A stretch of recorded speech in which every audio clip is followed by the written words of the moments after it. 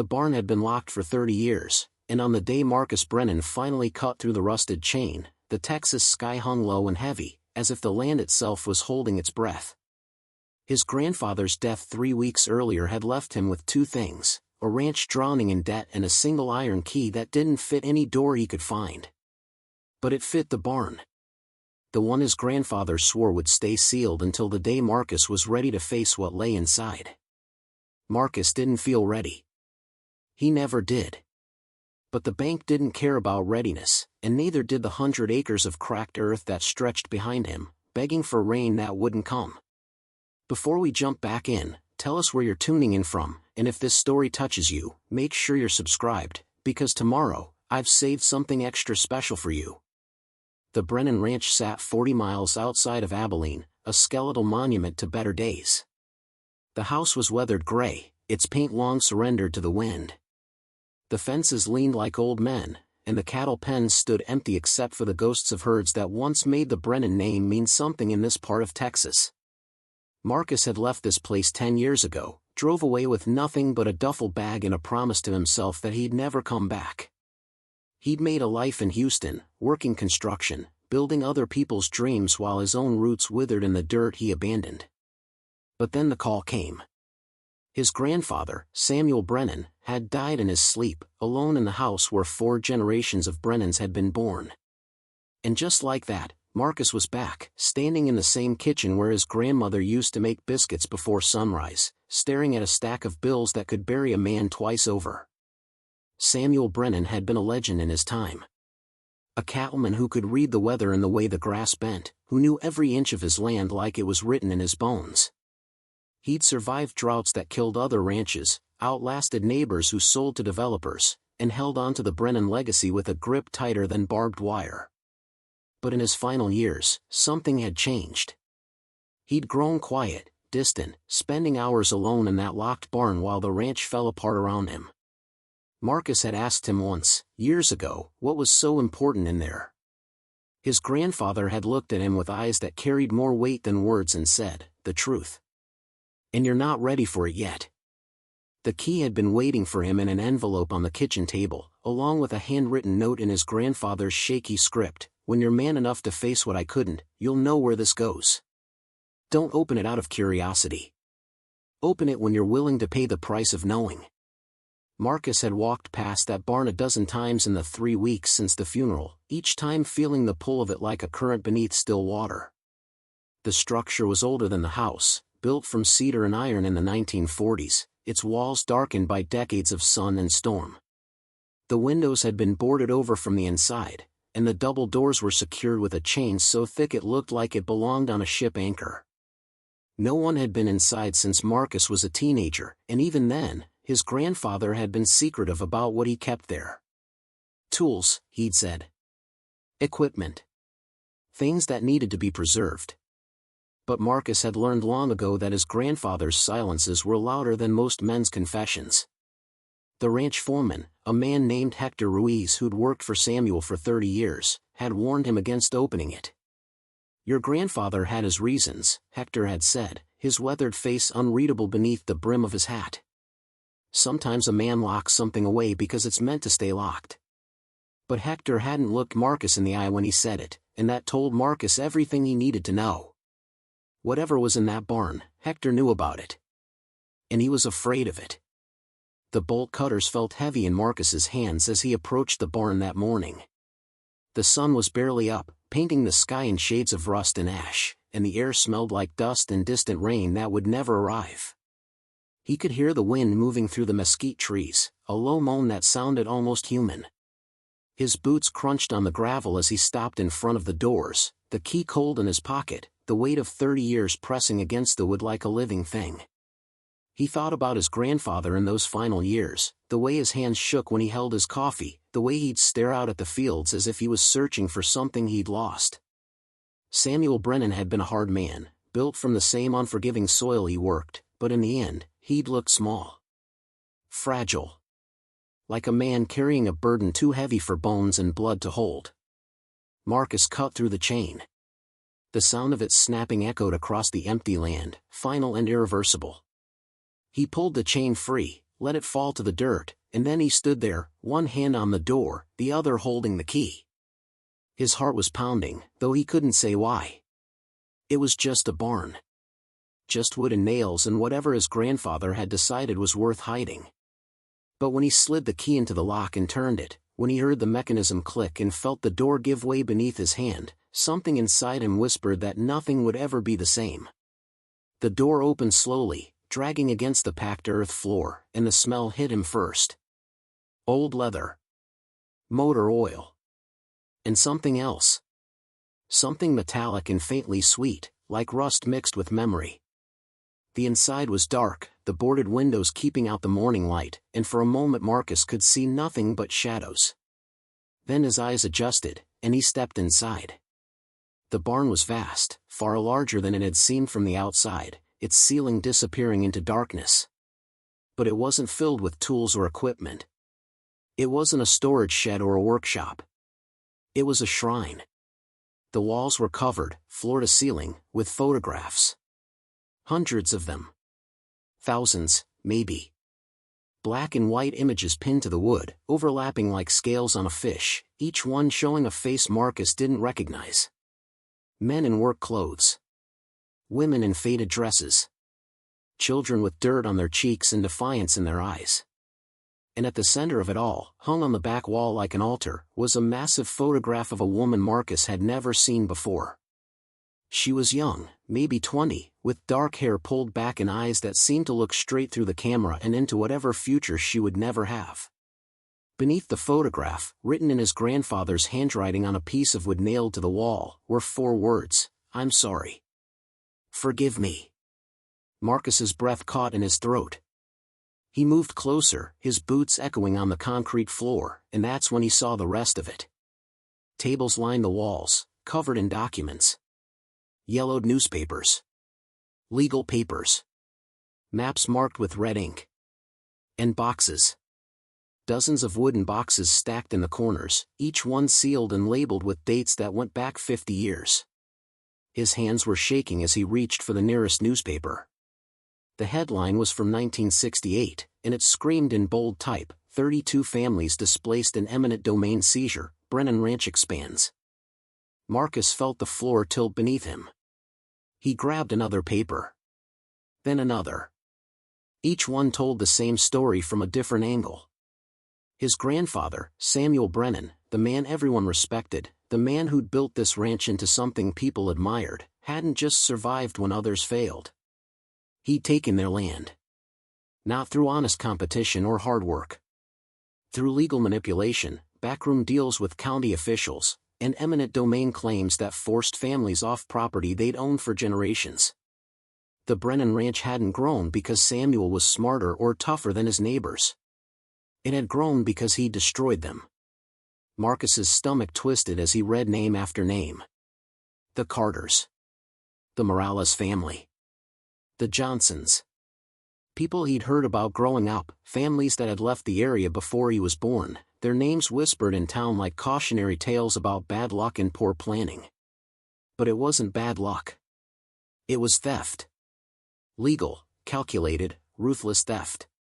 And his grandfather had documented every single one. Preparing and narrating this story took us a lot of time, so if you are enjoying it, subscribe to our channel, it means a lot to us. Now back to the story. Marcus opened one of the wooden boxes. Inside were letters, dozens of them, addressed to Samuel Brennan. Pleas for mercy. Offers to negotiate. Desperate proposals to buy back land that had been stolen. And beneath those, tucked in a leather folder, were the replies. His grandfather's responses, cold and clinical, offering nothing. Refusing every request. But there was something else in the box. A journal. Marcus pulled it out, his hands trembling, and opened it to the first page. The handwriting was his grandfather's, younger and steadier, and the first entry was dated 1967. Today I made a choice. I told myself it was for the family. For the future.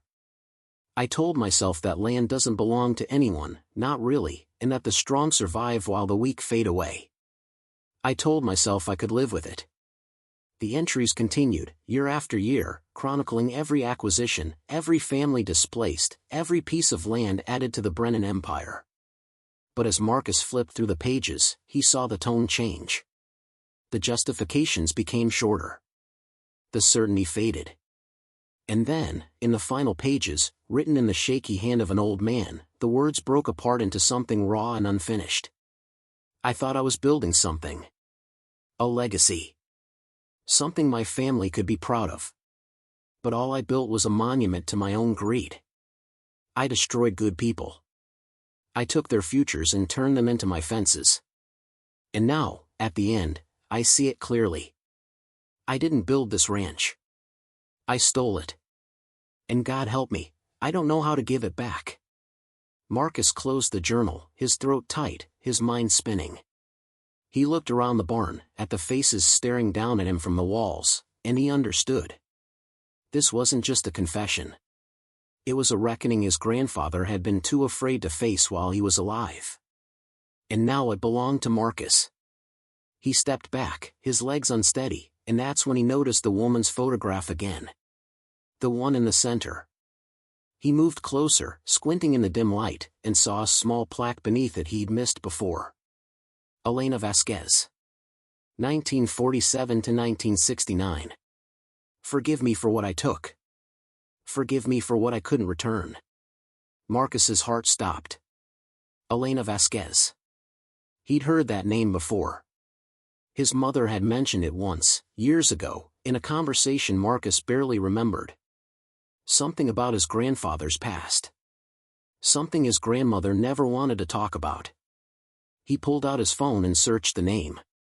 The results came slowly, fragments of archived newspaper articles and county records. And then he found it. Elena Vasquez had owned a small ranch adjacent to the Brennan property. In 1969, Samuel Brennan had filed an eminent domain claim against her, arguing that her land was needed for a county road expansion. The claim was approved. Elena lost everything. 3 months later, she disappeared. No body was ever found. The case went cold. And 6 months after that, Samuel Brennan quietly purchased the land from the county for a fraction of its value. The road was never built. Marcus felt the air leave his lungs. His grandfather hadn't just stolen land. He'd erased someone's entire existence to do it. And now, standing in this barn full of ghosts, Marcus realized the terrible truth. The ranch he'd inherited, the land he was supposed to save, the legacy everyone expected him to honor, it was all built on bones. Outside, the wind picked up, rattling the barn doors. Somewhere in the distance, a coyote howled. And Marcus Brennan, alone in the darkness, understood that the key his grandfather had left him wasn't just to a barn. It was to a reckoning 30 years in the making. Marcus didn't leave the barn for hours. He sat on the cold concrete floor, surrounded by the faces of people his grandfather had destroyed, and read every document he could find. By the time the sun had climbed high enough to send thin streams of light through the cracks in the boarded windows, he knew the full scope of what Samuel Brennan had done. 32 families. Over 1,500 acres. A campaign of legal warfare that spanned 2 decades, each acquisition carefully orchestrated, each family broken in a slightly different way. Some lost their land to eminent domain. Others to sudden tax liens that appear out of nowhere. A few to foreclosures that happened so fast they never had time to fight back. And in every case, Samuel Brennan had been there, waiting with cash in hand and county officials in his pocket, ready to absorb their loss into his growing empire. But it was Elena Vasquez's story that wouldn't let him go. Marcus found a folder with her name on it, thicker than all the others, and inside was a narrative that made his chest tighten with something between rage and grief. She'd been 22 years old when Samuel first approached her about selling. Her parents had died the year before, leaving her with 200 acres and a small herd of cattle. She'd refused his offer. Refused it again when he came back with more money. And again when he showed up with lawyers. The documents showed a pattern of harassment that escalated over months. Fence lines mysteriously cut. Cattle that wandered onto Brennan property and were impounded with expensive retrieval fees. water rights challenged in court. And then, finally, the eminent domain claim that stripped it all away. There were letters from Elena in the folder, addressed to the county commissioner, to the state agricultural board, to anyone who might listen. Her handwriting was careful and deliberate, the words of someone who'd been raised to believe the system would protect her if she just followed the rules. But the responses were form letters, bureaucratic brush-offs that said nothing while promising everything. And beneath those letters, Marcus found something that made his hands shake. A photograph of Elena and Samuel together, taken at what looked like a county fair. They were young, both of them, and standing close enough that their shoulders touched. Elena was smiling, genuinely smiling, and Samuel's hand was resting on the small of her back. On the back of the photograph, in his grandfather's handwriting, were 5 words, "Before I knew what I'd become." Marcus heard footsteps outside the barn and quickly shoved the photograph back into the folder. The door creaked open, and Hector Ruiz stood silhouetted against the bright morning sun, his expression unreadable beneath the shadow of his hat. He didn't say anything at first, just looked around the barn, taking in the walls covered with faces, the tables stacked with evidence, the boxes that held 30 years of buried truth. "You shouldn't have opened it," Hector said finally, his voice low and rough. Marcus stood, his legs stiff from sitting on the concrete. "You knew. All this time, you knew what he did." Hector stepped inside, closing the door behind him. In the dim light, Marcus could see the lines on the older man's face, deep grooves carved by decades of sun and wind and secrets. "Your grandfather gave me a job when no one else would. My family had just crossed over, no papers, no prospects. He paid fair wages and never asked questions. So yes, I knew. And I kept my mouth shut because that's what loyalty looks like out here." Loyalty? Marcus felt anger rising in his throat like bile. "He destroyed people, Hector. He stole their land and their futures, and you helped him keep it quiet." "I didn't help him do anything," Hector shot back, his own anger finally showing. "I worked cattle and mended fences and kept this ranch running while your grandfather locked himself in here every night, drowning in what he'd done.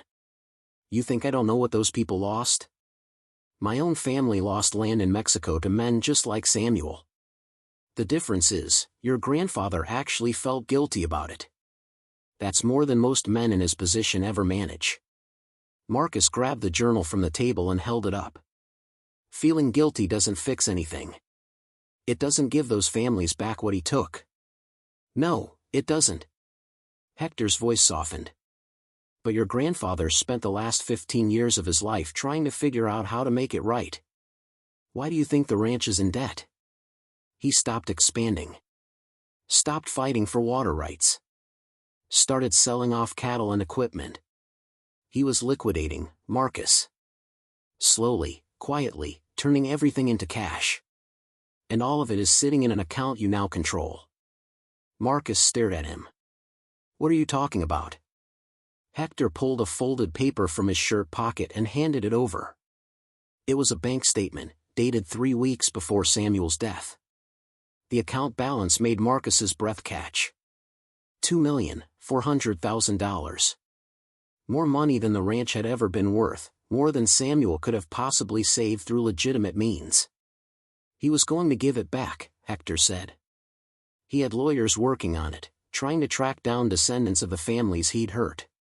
But it's complicated. Some families scattered. Others died out. And he ran out of time. Marcus looked down at the bank statement, then back at the walls covered with faces. Elena Vasquez. What happened to her? Hector was quiet for a long moment. When he spoke, his voice carried the weight of something he'd been holding for decades. Nobody knows for sure. The official story is she left town after losing her land. Went to California, maybe Mexico. But there were rumors. People said she threatened to expose Samuel, to tell everyone about the bribes and the fixed court cases. Said she had evidence that could destroy him. And then she disappeared. And then she disappeared, Hector confirmed. 3 days after making those threats. Her truck was found abandoned near the state line, keys still in the ignition. No trace of her after that. Marcus felt something cold settle in his stomach. Did he kill her? I don't know. Hector's voice was barely above a whisper. Your grandfather swore he didn't. Swore it on his deathbed. But he also said her blood was on his hands either way, because she ran from him, and whatever happened to her out there, it was because he'd taken everything she had to run to. The barn felt smaller suddenly, the walls pressing in, the faces in the photographs watching with dead eyes that demanded answers Marcus didn't have. He thought about the man who'd raised him, the grandfather who'd taught him how to rope cattle and read the weather, who'd made him memorize the names of every plant on the ranch and the history of every creek bed. That man had seemed solid, unshakable, built from the same bedrock as the land itself. But now Marcus saw the cracks in that foundation, the rot beneath the surface, and he didn't know which version of Samuel Brennan was real. There's something else you need to know, Hector said, and the hesitation in his voice made Marcus's chest tighten. Elena Vasquez had family. A younger brother, Daniel. He was 16 when she disappeared. He left town right after, and for years nobody heard from him. But about 6 months ago, he came back. Marcus felt the floor shift beneath him. He's here? In Abilene? He bought the old Carter place, just outside town.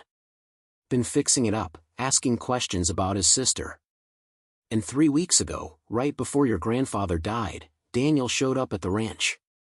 I don't know what they talked about, but Samuel was different after that. Quieter. He spent 2 days in this barn, didn't come out except to eat. And then he called you. The pieces started falling into place, each one landing with sickening clarity. His grandfather hadn't died of natural causes in the peaceful way Marcus had been told. He'd died knowing someone had finally come back for the truth. And he'd left Marcus the key, the evidence, and the money, because he was too much of a coward to face it himself.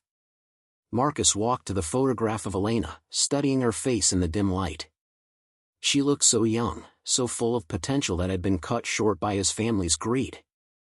And somewhere out there was her brother, a man who'd spent 40 years wondering what happened to his sister, living with the possibility that she was murdered and that the man responsible died warm and comfortable in his own bed. I need to talk to him, Marcus said. Daniel Vasquez. Where can I find him? Hector shook his head. That's not a good idea. Let sleeping dogs lie, Marcus. Your grandfather's gone. Whatever happened is in the past. The past? Marcus turned on him, anger flashing hot and sudden. This whole ranch is built on the past. Every fence post, every water well, every acre of grass is stolen from people who deserved better. And you want me to just pretend it never happened? To keep running this place like it's legitimate? I want you to think about what you're doing, Hector said, his voice rising.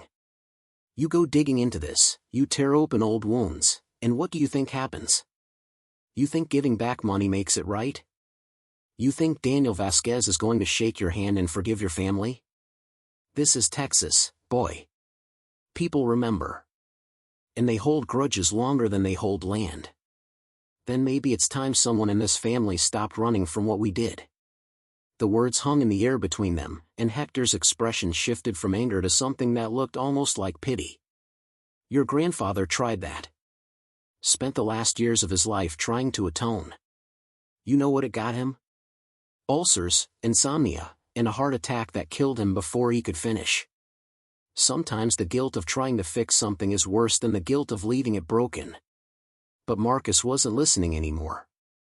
He was gathering the folders, the journals, the photographs, all the evidence his grandfather had compiled. He loaded them into boxes and carried them out to his truck, ignoring Hector's protests. The morning sun was brutal now, baking the cracked earth and sending heat waves shimmering across the empty fields. The ranch looked exactly like what it was, a monument to theft dressed up as legacy. He drove into town with the windows down, letting the hot wind clear his head. Abilene looked the same as it had 10 years ago, the same dusty streets and sun-bleached storefronts, the same people sitting in the same spots outside the feed store and the diner. Nothing ever really changed here. People died and were replaced by their children, who grew up and had children of their own, and the land just kept turning under the same brutal sun. But beneath that surface sameness, Marcus knew, were currents of memory and pain that ran deeper than any well. He found the Carter place easily enough. It sat at the end of a dirt road, a small ranch house surrounded by mesquite and scrub brush, with a barn that had been recently repaired. A truck was parked in the driveway, and Marcus could see someone moving around in the corral, working with a horse. He parked and got out, his heart pounding, and walked toward the corral with the sun burning the back of his neck. The man working the horse was older than Marcus expected, probably in his late 50s, with gray streaking his dark hair and deep lines around his eyes. He moved with the careful deliberation of someone who'd learned patience the hard way. When he saw Marcus approaching, he didn't stop what he was doing, just kept working the lead rope, guiding the horse in slow circles. "You're Samuel Brennan's grandson," Daniel Vasquez said. It wasn't a question. "Marcus Brennan. I know who you are." Daniel's voice was calm, almost flat, but there was something underneath it that made Marcus's skin prickle. "I saw you at the funeral. Stood in the back. Wanted to see what kind of man shows up to mourn a thief." Marcus felt the words like a physical blow, but he forced himself to stay steady. "I found the barn. Everything my grandfather kept hidden. I know what he did to your sister." Daniel finally stopped working the horse and turned to face Marcus fully. Up close, Marcus could see the resemblance. Elena's eyes, the same dark intensity, the same way of looking at someone like they could see straight through to the truth underneath. "You know what he did?" Daniel's voice was soft, dangerous. "You know how he harassed her for months? How he used every dirty trick in the book to steal land that had been in our family for 3 generations. How she came to me crying one night because she didn't know how to fight back against a man who owned half the county officials." "Yes," Marcus said, his throat tight. "I read her letters. I saw the documents. Then you know that the last time I saw my sister, she told me she was going to the state capitol, to talk to someone who couldn't be bought. She said she had proof of everything Samuel Brennan had done, and she was going to make sure everyone knew the truth." Daniel's hands were shaking now, the first crack in his controlled facade. "She never made it to Austin. And the proof she had? It disappeared with her." Marcus pulled the folder from his truck and held it out. Maybe this was it. Maybe this is what she was going to show them. Daniel stared at the folder like it was a snake, then slowly took it. He opened it there in the corral, with the horse watching and the sun beating down, and Marcus saw his face change as he recognized his sister's handwriting, her photographs, the evidence she'd died trying to present. When Daniel looked up, there were tears in his eyes, but his voice was steady. "Why are you here, Marcus Brennan? You think bringing me this makes it right? You think I'm going to absolve your family because you found your conscience 30 years too late?" "No," Marcus said honestly. "I don't think anything makes this right. But my grandfather left money. A lot of it. And I want to give it back to the families he destroyed, starting with yours." Daniel laughed, but it was a hollow, bitter sound. "Blood money. That's all it is. You think you can buy forgiveness with your grandfather's guilt? I think I can try to return what was stolen. It won't bring your sister back. It won't erase what happened. But it's something." "Something," Daniel repeated, shaking his head. "You're right that it won't bring her back. Nothing will. But you want to know what would actually mean something?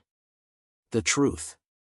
Not hidden in some locked barn, but out in the open where everyone can see it. Your grandfather's name on every building in this county, every scholarship fund, every street. I want it all torn down. I want people to know what Samuel Brennan really was." Marcus felt the weight of that demand settle on his shoulders. It wasn't just about money or land. It was about legacy, about the stories people told and the names they honored. To do what Daniel asked would mean destroying everything the Brennan family had built, every reputation they'd carefully cultivated over 4 generations. "If I do that," Marcus said slowly, "if I tell the truth publicly, I lose everything. The ranch, the name, whatever respect my family still has in this community." "Good," Daniel said flatly. "Then you'll know what it feels like." The 2 men stood there in the corral, the distance between them measured in more than feet. It was measured in graves and lies, in stolen land and missing women, in the kind of debts that could never be fully paid. The horse nickered softly, and somewhere in the distance, a hawk cried out, its voice sharp and lonesome against the empty sky. Marcus thought about his grandfather, about the man who'd spent decades building an empire on broken families, then spent his final years trying to document his own crimes. He thought about Elena Vasquez, who'd fought back and paid with her life.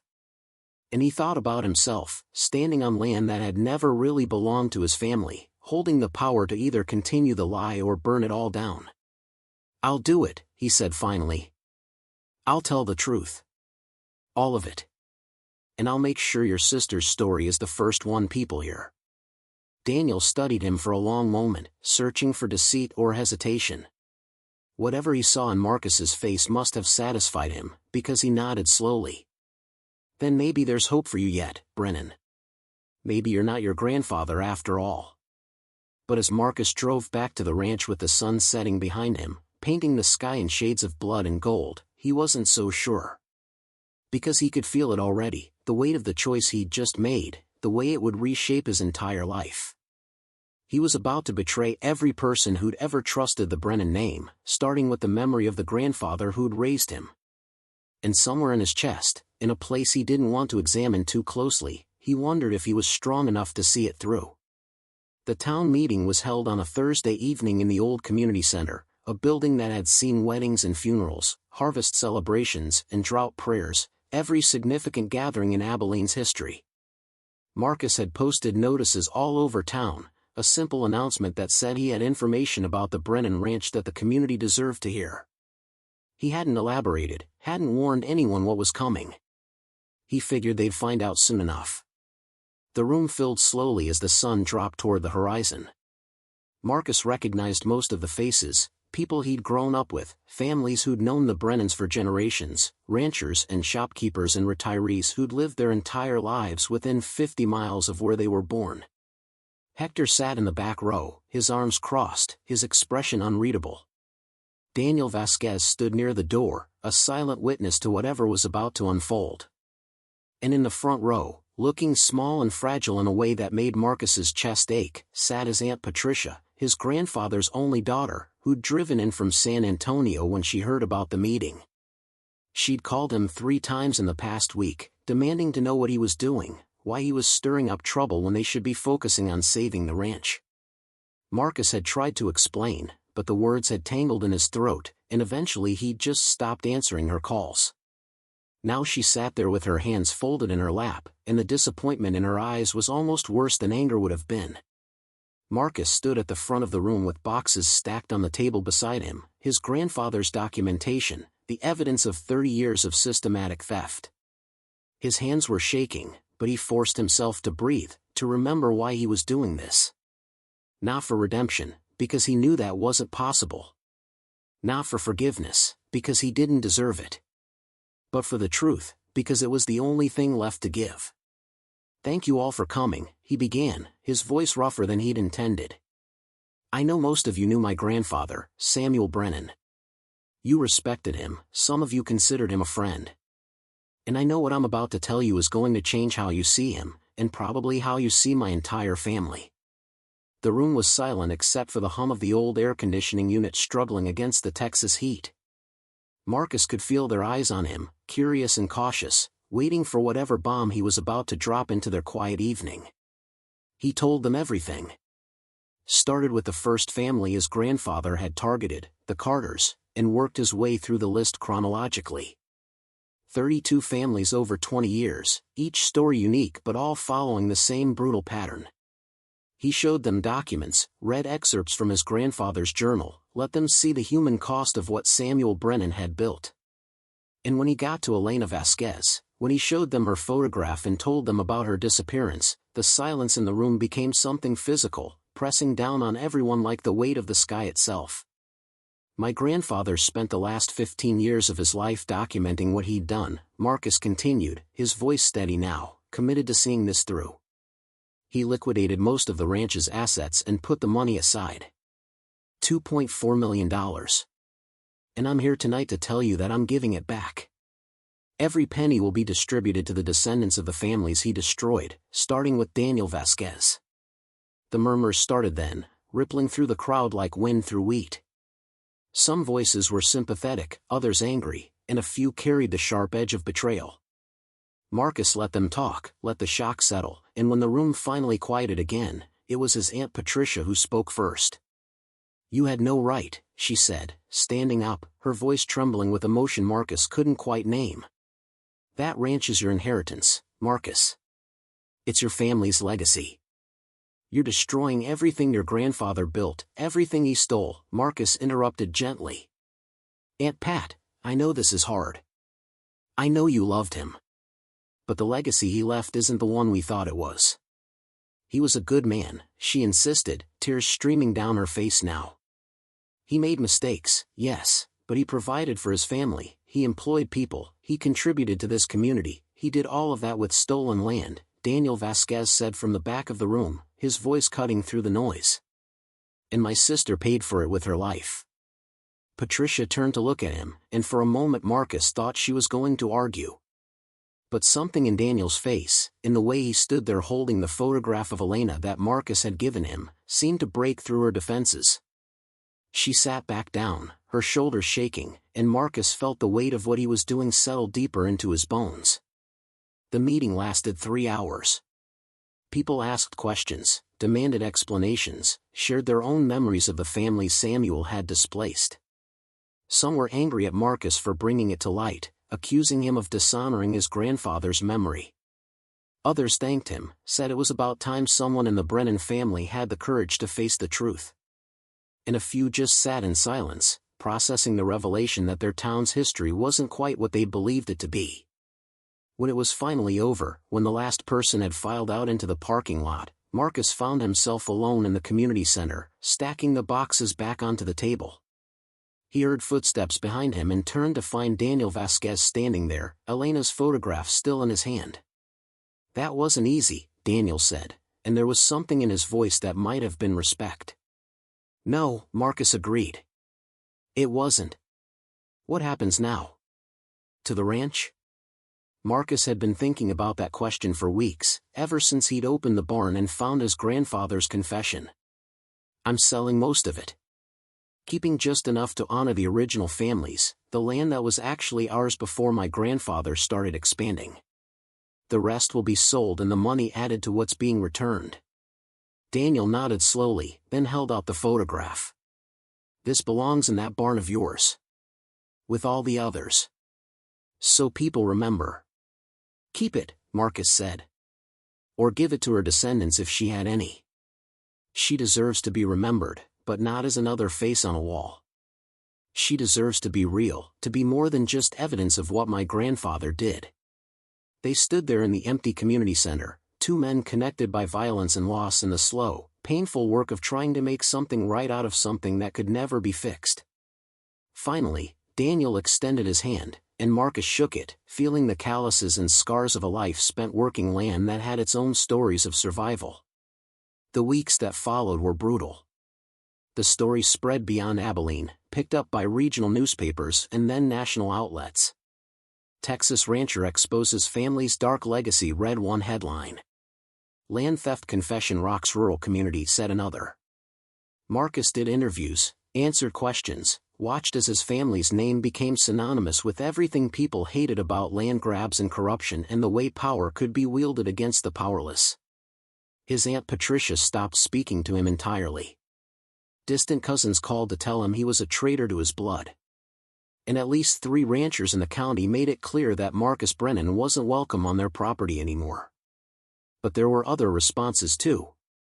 A woman in her 70s showed up at the ranch one morning with a pie and tears in her eyes, telling Marcus that his grandfather had forced her parents off their land when she was just a girl, and she'd spent her whole life wondering if it had really been their fault. Now, finally, she knew the truth. A man named Robert Carter, whose family had lost their ranch in 1969, drove from Oklahoma to shake Marcus's hand and tell him that his father had died still believing he'd failed as a rancher, never knowing that he'd been beaten by a rigged system. The money Marcus was returning wouldn't bring his father back, Robert said, but it might let his own children go to college without debt, and that was worth something. And Daniel Vasquez, slowly and carefully, began sharing pieces of his sister's life with Marcus. Not the version that existed in the legal documents and newspaper clippings, but the real Elena, a woman who'd loved horses and wanted to be a veterinarian, who made the best tamales in the county and could outride any man who challenged her. She'd been stubborn and proud and determined to prove that a woman could run a ranch as well as any man. And Samuel Brennan had crushed that determination like it was nothing. She would have been 56 this year, Daniel told Marcus one afternoon as they sat on the porch of what had been the Brennan Ranch house. Marcus had already started the process of selling the property, and in a few months, this view wouldn't be his anymore. I think about that sometimes. What she would have become if she'd had the chance to live. Marcus didn't have an answer for that. Some losses were too big for words, too permanent for anything resembling comfort. So he just sat there with Daniel, watching the sun set over land that had seen too much suffering, and let the silence carry what words couldn't. The lawyers handling the restitution worked quickly, tracking down descendants and dividing the money according to how much land each family had lost. It wasn't perfect. Some families had scattered so completely that they couldn't be found, and others had died out entirely, leaving no one to receive what was owed. In those cases, Marcus set up scholarship funds in their names, ensuring that at least the memory of what had been taken would live on in some form. Hector Ruiz stayed on through the transition, helping Marcus prepare the ranch for sale and making sure the remaining cattle were cared for properly. They didn't talk much about what had happened, but Marcus could see a change in the older man, a lightness in his shoulders that hadn't been there before. One evening, as they were mending a fence line, Hector finally spoke about it. "I carried that weight for 30 years, he said, driving a post into the hard ground. Knowing what your grandfather did, helping him keep it quiet. I told myself it was loyalty, but really it was cowardice. I was afraid of losing my job, my home, everything I'd built here. And I let that fear keep me silent while good people suffered." "You were trying to survive," Marcus said. "That's not cowardice." "Maybe not," Hector replied. "But it wasn't courage either. What you did, standing up there and telling the truth knowing it would cost you everything, that was courage. Your grandfather tried to do the same thing at the end, but he ran out of time. You finished what he started." Marcus wasn't sure he agreed with that assessment. What he'd done felt less like courage and more like the only choice he could live with. But he appreciated Hector saying it anyway, appreciated that someone understood why it had mattered enough to destroy everything for. The ranch sold faster than Marcus expected. A conservation group bought most of it, planning to restore it to native grassland and use it for wildlife habitat. The irony wasn't lost on Marcus. Land that had been stolen and exploited for generations would finally be allowed to return to something closer to what it had been before his family got their hands on it. The house and the barn and 20 acres around them were purchased by a young couple with 2 kids, people who wanted to raise their family in the country and had no idea about the history buried in the soil they'd be working. Marcus thought about telling them, about warning them that the land remembered everything that had happened on it. But in the end, he decided to let them discover that for themselves. Every place had ghosts. The question was whether you had the courage to face them. On his last day at the ranch, Marcus walked through the barn one final time. He'd left it intact, all of his grandfather's documentation still pinned to the walls, all the boxes still stacked in their corners. The new owners had been told it was there, given the option to clear it out or preserve it. They'd chosen preservation, wanting to turn it into a small museum about land rights and agricultural history in Texas.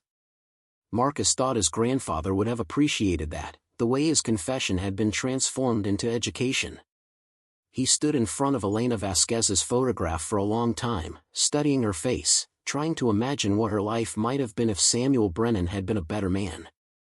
But that kind of speculation felt useless, almost disrespectful.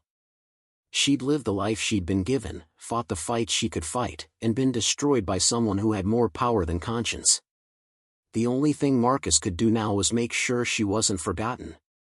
Daniel had asked him to meet at the cemetery before he left town. Marcus found him standing in front of a new gravestone, simple granite with Elena's name and dates and a single line beneath, "She fought for what was right, It stood in the Vasquez family plot, surrounded by generations of people who'd worked this land long before the Brennans arrived. "I had it made with some of the money," Daniel explained. "She never got a funeral, never got closure. This isn't much, but it's something." Marcus knelt down and placed his hand on the stone, feeling the warmth of the sun-heated granite beneath his palm. "I'm sorry," he said, though he knew the words were inadequate. "For what my grandfather did. For what my family took from yours." "I know you are," Daniel said. "And I appreciate what you've done, Marcus. It doesn't fix everything, but it's more than I ever expected from a Brennan." He paused, then added, "Elena would have liked you, I think. She always believed people could choose to be better than their circumstances made them." They stood there together as the sun climbed higher, two men from different sides of an old wound, united by the understanding that some debts could never be fully repaid, but that didn't mean you stopped trying. The land stretched out around them, vast and indifferent, holding its secrets close while the wind whispered through the grass like voices from another time. Marcus left Abilene that afternoon, his truck packed with the few possessions he'd decided to keep. He didn't know where he was going yet, maybe back to Houston, maybe somewhere entirely new.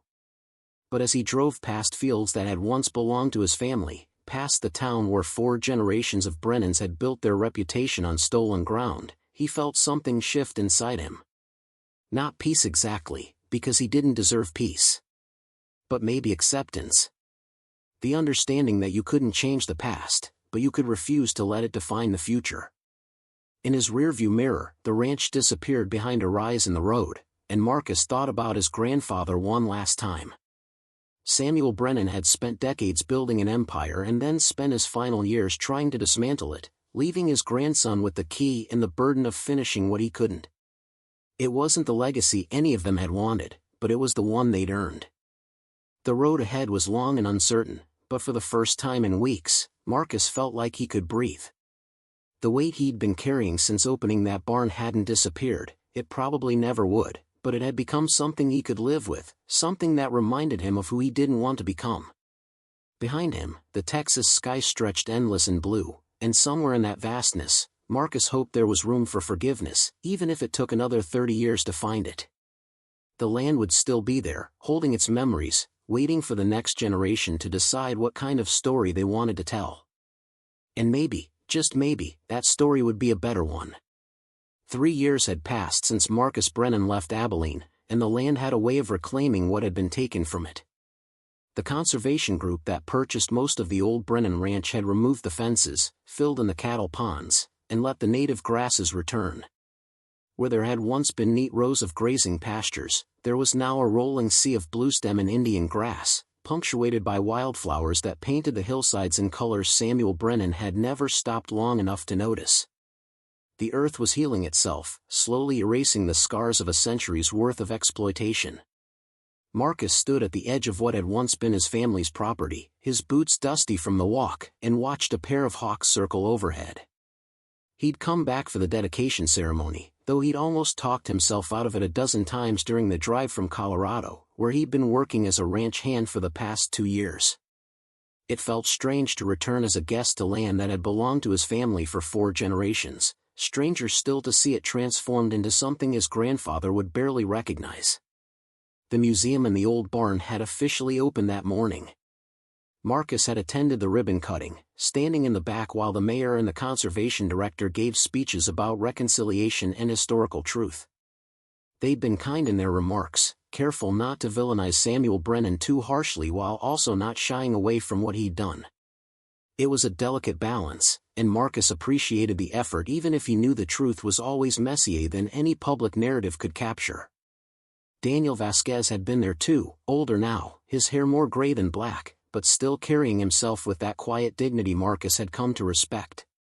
They'd shaken hands, exchanged the kind of small talk that people who'd shared something profound but painful always fell into. The weather. The drive. How things were going. Neither of them mentioned Elena directly, but her presence was there anyway, woven into every word they didn't say. After the ceremony, Daniel had invited Marcus to join him for something private, and now they walked together across the restored grassland, following a path that had been worn by feet and hooves for longer than either of their families had been in Texas. The sun was beginning its descent, painting the sky in shades of amber and rose, and the air smelled like rain that might finally come after weeks of drought. "I want to show you something," Daniel said, leading Marcus to a rise that overlooked a small creek. "This is where Elena's ranch used to start. Right here, at this marker." There was a stone post driven into the ground, weathered and ancient, with initials carved so deep they'd survived decades of wind and rain. V.R. 1891. Vasquez Ranch. "My great-grandfather put that there when he first claimed this land," Daniel continued, running his fingers over the carved letters. "Elena used to bring me here when I was a kid.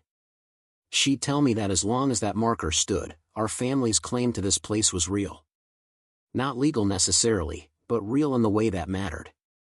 Marcus looked at the marker, then out at the land stretching beyond it. "I'm glad it's still here. The conservation group wanted to preserve it. They've been good about that, honoring the history of all the families who worked this land before it became the Brennan Ranch." Daniel pulled something from his pocket and held it out. It was a small leather pouch, worn soft with age. This was Elena's. She kept seeds in it. Native grasses, wildflowers, plants that belonged here before anyone tried to turn it into something else. "I've been holding on to it all these years, but I think it's time to let them go." Together, they opened the pouch and scattered the seeds across the hillside, watching as the wind caught them and carried them into the grass. It was a small gesture, barely noticeable in the vastness of the landscape, but Marcus felt the weight of it anyway. Planting something that might grow, might take root, might transform this place into something closer to what it had been before his family arrived with their ambitions and their chains. "She would have liked this," Daniel said quietly. "Seeing the land return to itself. She always said that we didn't own the earth, we just borrowed it for a while. Our job was to leave it better than we found it." Marcus thought about his grandfather, about all the ways Samuel had failed that simple philosophy. But he also thought about those final years, about the barn full of confessions and the money set aside for restitution, and he wondered if maybe, in the end, his grandfather had understood what Elena meant. Too late to fix what he'd broken, but not too late to try. They stood there until the sun touched the horizon, watching the light change and the shadows lengthen across the grassland. In the distance, Marcus could see the young family who'd bought the house and the barn, their kids playing in the yard while smoke rose from a barbecue grill. It looked peaceful, ordinary, like a place where normal life could happen. Maybe that was the best any of them could hope for. "I've been thinking about something," Daniel said as they started walking back. "The scholarship fund you set up in Elena's name. It's helped 6 kids go to college so far, kids from families who lost land to your grandfather. One of them is studying to be a lawyer, specializing in land rights and indigenous property claims. Elena would have liked that too," Marcus said. "She would have loved it." Daniel smiled, the first genuine smile Marcus had seen from him. Fighting back against the same kind of injustice that took her down. "That's legacy, Marcus. Not land or money or even the truth. It's what we inspire other people to become." As they reached the parking area, Marcus saw his Aunt Patricia standing by her car. She'd come to the dedication too, though they hadn't spoken yet. The 3 years hadn't fully healed the rift between them, but her presence here suggested that maybe healing was possible, even if it took time measured in seasons rather than days. She approached slowly, her eyes red from crying, and Marcus braced himself for anger or accusation. But when she spoke, her voice was soft, almost tentative. "I've been doing a lot of thinking," Patricia said. "About Dad, about what you did, about all of it. And I realized something. I was so angry at you because you took away the version of my father I wanted to remember. The hero, the provider, the man who built something from nothing. But that version was never real, was it?" Marcus shook his head. "No. It wasn't. The real version is harder," she continued. "He was flawed and he hurt people and he spent his whole life trying to justify it. But he also loved his family and worked himself to the bone, and in the end, he tried to make it right. Both of those things are true. And I think I can live with that now." She held out her hand, and Marcus took it, feeling the fragility of her bones beneath the skin. His aunt was getting older, he realized. They all were. The generation that had lived through Samuel Brennan's reign was fading, and soon all that would be left were stories and the choices each person made about which stories to tell. "Dad left something for you," Patricia said, reaching into her purse. "I found it when I was cleaning out his desk. I wasn't ready to give it to you before, but I am now." It was a letter, sealed in an envelope yellowed with age. Marcus's name was written on the front in his grandfather's handwriting, shaky but deliberate. He opened it there in the parking lot, with Daniel and Patricia watching, and read the words Samuel Brennan had left for him. "Marcus, if you're reading this, then you found what I hid and you made the choice I couldn't. I want you to know that everything in that barn, every document and photograph and confession, I put there for you. Not to burden you with my guilt, but to give you the truth I never had the courage to speak out loud. Your grandmother knew some of it, and it ate at her until the cancer took her. I think part of her was relieved to go, to escape the weight of what we'd built together. I don't blame her for that. I blame myself for not being strong enough to face it while she was still alive. You're stronger than I ever was, Marcus. You always have been. Whatever you decide to do with what you've learned, I'll support it. Even if that means tearing down everything I built. Maybe especially if it means that. The land remembers what we do to it. And maybe, if we're lucky, it forgives. Your grandfather, Samuel." Marcus folded the letter carefully and put it in his pocket. The words didn't change anything, didn't absolve anyone, but they mattered anyway. They were the closest thing to redemption his grandfather would ever achieve, and Marcus could accept that. The three of them stood together as the sun finally disappeared below the horizon, painting the sky in deep purples and blues. The land around them was settling into evening, the cicadas beginning their nightly chorus, and somewhere in the restored grassland, the seeds Daniel had scattered were already beginning their slow transformation into new life. "What will you do now?" Patricia asked. "Are you coming back to Texas?" Marcus shook his head. "I don't think so. I've got a good thing going in Colorado. Small ranch, decent people, honest work. It suits me. But you'll visit?" There was hope in her voice, fragile but real. "I'll visit," he promised. And he meant it. Daniel walked with Marcus to his truck, and before they parted, he said something that Marcus would carry with him long after he'd left Abilene behind. "You know what the difference is between you and your grandfather? He spent his whole life taking, and then tried to give back at the end. You gave back first, before you even knew what it would cost you. That's the kind of man Elena would have respected." Marcus didn't know how to respond to that, so he just nodded and climbed into his truck. As he drove away from the ranch, he looked in his rearview mirror one last time.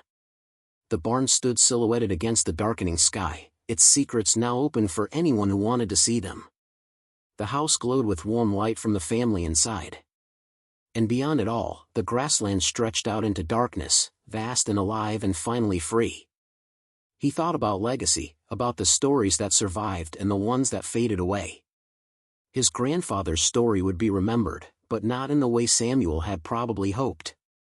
It would be a cautionary tale, a lesson about the cost of ambition without conscience. But maybe that was its own kind of immortality, serving as a warning to future generations about the weight of the choices they made.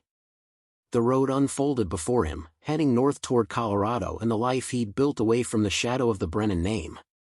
He'd kept almost nothing from the ranch, a few photographs, his grandfather's letter, and a small jar of soil from the spot where the original Brennan homestead had stood before his great-grandfather started expanding. Sometimes he opened that jar and let the smell of Texas earth remind him where he'd come from, what he'd learned, and why it mattered. The years continued to pass, measured not in dramatic events but in the quiet accumulation of days. Marcus worked his ranch in Colorado, saved his money, and eventually bought a small piece of land of his own. He made sure to research its history first, to verify that no one had been displaced to make room for his dreams. It was clean land, honestly purchased, and he built a modest house there with his own hands. He heard updates about Abilene through Patricia, who called him every few months with news from home. The museum at the barn had become a regional destination, drawing visitors interested in land rights history and agricultural justice. Several universities had reached out about using the documentation for research. And slowly, carefully, the story of what Samuel Brennan had done became part of the larger conversation about land use and indigenous rights and the complicated history of the American West. Daniel Vasquez passed away 5 years after the dedication ceremony, surrounded by family, his sister's photograph on the bedside table. He'd lived long enough to see her story acknowledged, her memory preserved, and that had been enough. Marcus attended the funeral, standing in the back of the church while Daniel's children and grandchildren spoke about a man who'd spent most of his life searching for his sister and had found peace only when the truth was finally told. The land kept changing, kept healing. The native grasses grew taller each year. The wildlife returned in greater numbers. And the families who'd been displaced, or their descendants, came to visit the museum and see their own histories acknowledged in ways they never had been before. Some left angry, others left crying, and a few left with something that looked like closure.